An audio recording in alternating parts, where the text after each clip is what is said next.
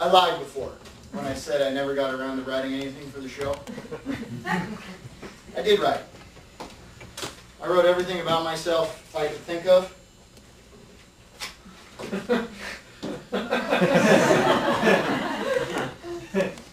But when I was done, I realized that my life isn't right for a one-person show or a sitcom or a big Hollywood movie. More of a short film. Well, not a short film, because it's got no dramatic arc to speak of. I guess what it is really is a music montage. Like the ones you used to see all the time in the 80s movies. It's a brief music montage. That's what my life amounts to. A bullshit music montage with no feature film to be in.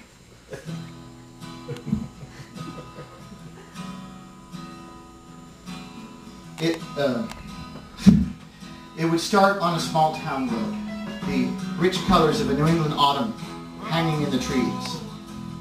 Yeah, and Melissa by the Allman Brothers. A young man and woman happen to be walking with whom they're walking or meandering down the street. In between them is a little red-headed kid, as excited as a person can be, excited to just be walking down the street.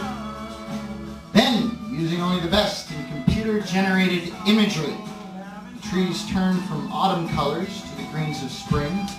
The young man and woman dissipate into the air, and the little kid morphs into a teenager, hair unfortunately still red. He is wearing a Walkman, enjoying a slow walk downtown on the first day of spring. A big Oldsmobile with some older kids zooms by and they chuck a beer can at him. Then he morphs a bit older, and a few other fellas his age appear by his side. They are clutching brown bags filled with cans of beer like they just struck gold. They're on their way to a concert, a Jimmy Buffett concert, and that redhead is as happy as he can be. He doesn't know that his favorite musician will eventually be sucked up by that looming corporate culture and become no fun to go see anymore. But for that moment, just him and his buddies, he thinks these good times can go on forever. And some real morphing begins, and the music crossfades from Melissa into Under My Skin by Professor Spoon. The redhead changes into a college kid, his buddies morph into other buddies, and the trees become huge buildings while the poison ivy covered stone walls on the side of the street turn to concrete sidewalks.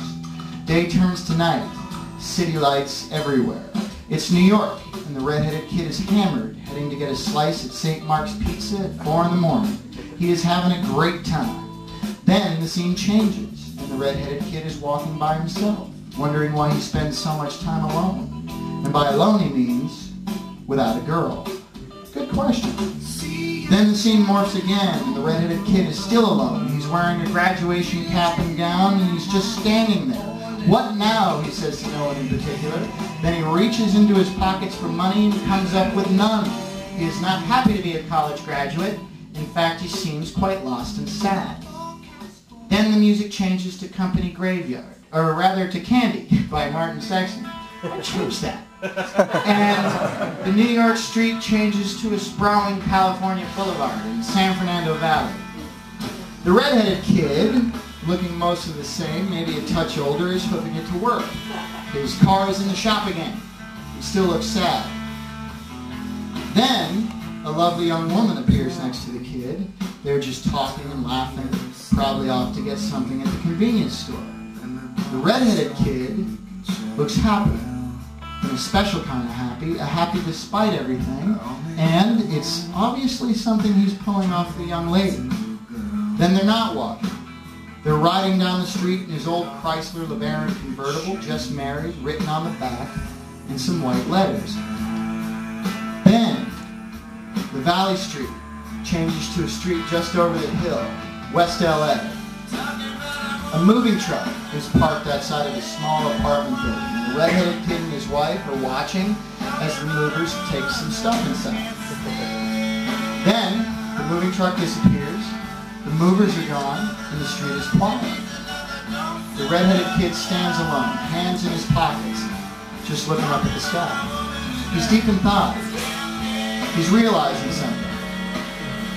Perhaps his dreams had led him astray at some point. Perhaps he'd already had his happy ending. All the joy he'd ever wanted, he had found when he wrote a simple little poem and he read it to the young woman on their wedding day. She had cried, and so had he. He didn't need to get on the television or in some overblown Hollywood movie. He'd already had his happy ending, and how perfect it was. And behind him, in the window of his second-story apartment, his two cats look down at him, wondering when the fuck he's going to come back inside and get him some food. I don't know how this montage ends just yet, but I can only hope it goes something like this. The music is a love song. Not a sappy love song, but a soulful one. I don't know what it'll be, but we'll just use this for now.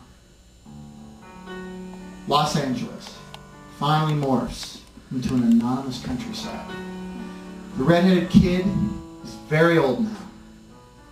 Can't move too quickly. His wife is sitting next to him. They're on their big front porch, just sipping on some iced tea, looking out over the rolling hills. She looks at him and decides to ask him a question. Are you sorry? Sorry for what? He asks. Sorry that you never did that one-man show. Sorry that you never got that sitcom. And the old red-headed kid looks at his wife, and without taking a breath to think about it, he says, nope.